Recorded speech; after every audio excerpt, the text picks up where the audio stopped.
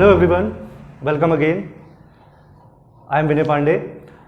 Modern algebra का second video आज मैं लेकर के आया हूँ। फर्स्ट वीडियो में हमने रिलेशंस के बारे में देखा था और उसके मेन पॉइंट्स देखे थे। आज टाइप्स ऑफ रिलेशन हमारा मेन फोकस रहेगा और टाइप्स ऑफ रिलेशंस में मैंने 7 टाइप्स के रिलेशंस यहाँ पे लिखे हुए हैं। Identity relation, reflexive, irreflexive, symmetric, asymmetric, anti symmetric and transitive relation. अगर सारे रिलेशंस हम डिस्कस करेंगे तो वीडियो काफ़ी लेंथी हो जाएगा, तो इन टाइप्स ऑफ रिलेशंस के लिए हम 2 वीडियोस में इन टाइप्स ऑफ रिलेशंस को पढ़ेंगे। आज हमारा फोकस रहेगा इन 3 टाइप्स के रिलेशंस पे, identity, reflexive and irreflexive relation. ठीक है स्टूडेंट्स, स्टार्ट करते हैं पहले पॉइंट से। आइडेंटिटी रिलेशन देखते हैं क्या होता है। Identity relation, identity relation, identity relation में क्या है। अब देखिए, मैंने आपसे लास्ट वीडियो में भी ये बात कही थी कि हम जो सेट अब लेंगे, जो सेट्स हम अब लेने जा रहे हैं, वो सेम सेट्स के ऊपर ऑपरेशन हम करेंगे। आइडेंटिटी रिलेशन में हमको जो सेट्स हैं वो दोनों सेट्स सेम लेने होंगे। तो डेफिनेशन क्या होगी? The set I subset of A cross A is called an identity relation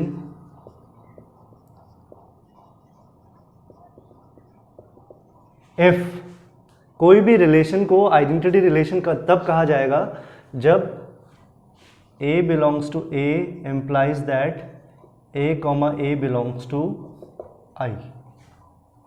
क्या मतलब है इसका? कि कोई भी एलिमेंट, जो एलिमेंट आप लेंगे, उस एलिमेंट की इमेज वही एलिमेंट होगी। हर एक एलिमेंट की इमेज इटसेल्फ वही एलिमेंट रहेगा जो एलिमेंट आप पहले लेके चल रहे हैं। उस एलिमेंट की इमेज अगर चेंज हो जा रही है तो वो रिलेशन आइडेंटिटी रिलेशन नहीं होगा। जैसे आपने ले लिया A equal to A1, A2 and AN, तो आइडेंटिटी रिलेशन क्या बन जाएगा इसमें? A1, A1, A2, A2 and so on, AN, AN is an identity relation. तो आइडेंटिटी रिलेशन में क्या होगा? एलिमेंट की इमेज वही एलिमेंट रहने वाली है। क्लियर है स्टूडेंट्स? एरो डायग्राम से भी आप इसको बड़े इजीली समझ सकते हैं। ये तो बात हो गई आइडेंटिटी रिलेशन की। आइडेंटिटी रिलेशन के बाद अगला रिलेशन है रिफ्लेक्सिव रिलेशन। रिफ्लेक्सिव रिलेशन, इसकी डेफिनेशन देखते हैं। The set S subset of A cross B is called reflexive if for all A belongs to A, A belongs to S।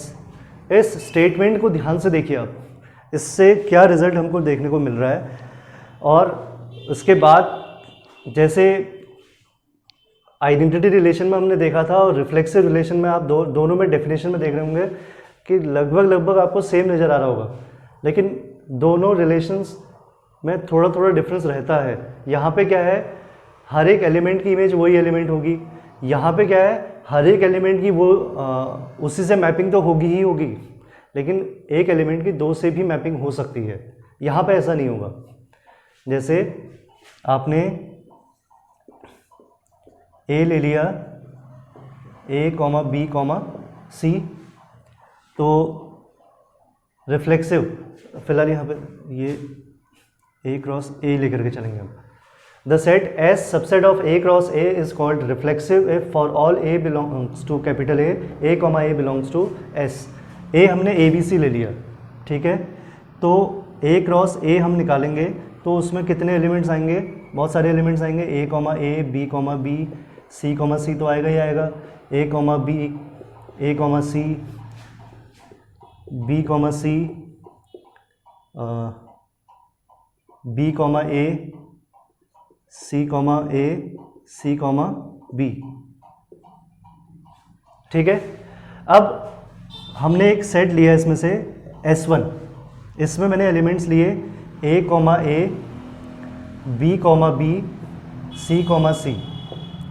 दूसरा set लिया S2, A, B, C, C और A, B। तीसरा S3 ले लिया A, B, and A, C। तीनों examples को ध्यान से देखिए आप। पहले एग्जाम्पल में A के जितने एलिमेंट्स हैं A, B, C, उनकी उन्हीं से मैपिंग वाले जो एलिमेंट्स हैं वो सारे इसमें आ रहे हैं। A की A से मैपिंग वाला भी आ रहा है, B वाला भी आ रहा है और C भी आ रहा है। इसका मतलब ये रिलेशन क्या हो गया, रिफ्लेक्सिव हो गया। ठीक है, और ये रिफ्लेक्सिव है, आइडेंटिटी भी है ये, तो रिफ्लेक्सिव भी है और आइडेंटिटी रिलेशन भी है।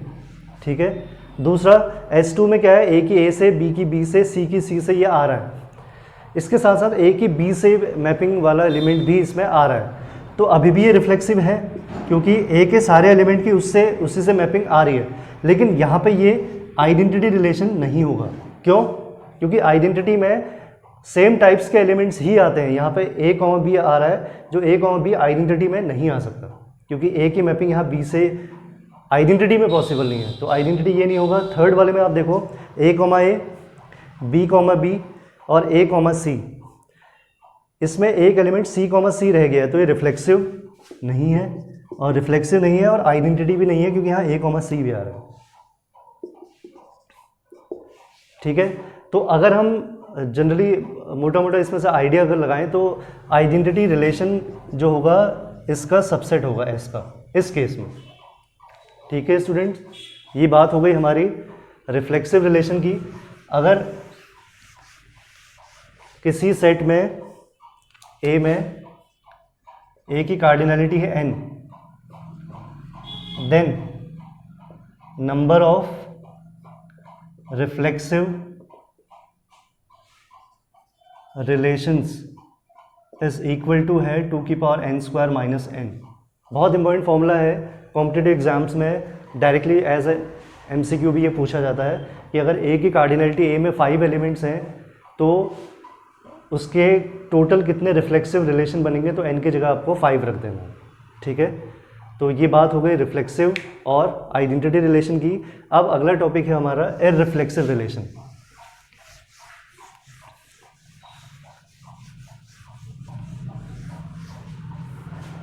इररिफ्लेक्सिव रिलेशन देखते हैं। इररिफ्लेक्सिव रिलेशन, इसकी डेफिनेशन देखते हैं। A set S subset of एक जनरली A क्रॉस A हम लेकर के चल रहे हैं, इज कॉल्ड इररिफ्लेक्सिव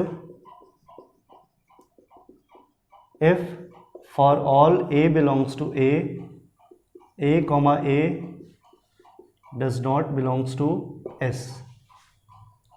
इसका मतलब अगर हम यहाँ पे सपोज A में ले रहे हैं A, B, C, तो S इररिफ्लेक्सिव तभी होगा जब उस एलिमेंट की उसी के साथ मैपिंग का कोई भी एलिमेंट यहाँ नहीं आना चाहिए। जैसे A, B और A, C मैंने ले लिया, ये रिलेशन इररिफ्लेक्सिव हो जाएगा। ठीक है, S1, S2, जैसे मैंने इसमें A, A और B, C देखिए, क्या ये इररिफ्लेक्सिव है?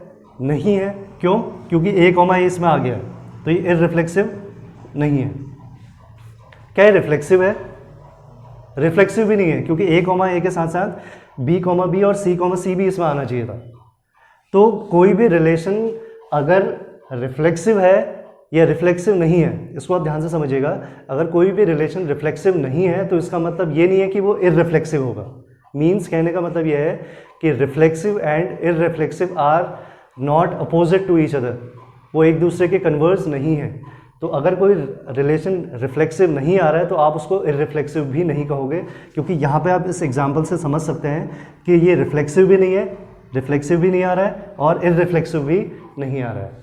ठीक है, और अगर आइडेंटिटी रिलेशन का इररिफ्लेक्सिव रिलेशन के साथ इंटरसेक्शन लेंगे तो ये हमेशा क्या आएगा? एम्प्टी सेट आएगा। इसको भी आप याद रखिएगा। और इसी तरीके से if cardinality of A is n, then number of irreflexive relation का फॉर्मूला भी यही रहता है, 2n² - n। दोनों में सेम फॉर्मूला है। तो आज के वीडियो में आपको आई होप ये तीनों पॉइंट समझ में आ गए होंगे, identity relation, reflexive relation and irreflexive relation. ये तीनों डेफिनेशंस को ध्यान से पढ़ें आप। आगे के वीडियोस में सिमेट्रिक, एसिमेट्रिक, एंटी सिमेट्रिक और ट्रांजिटिव रिलेशंस के बारे में हम देखेंगे।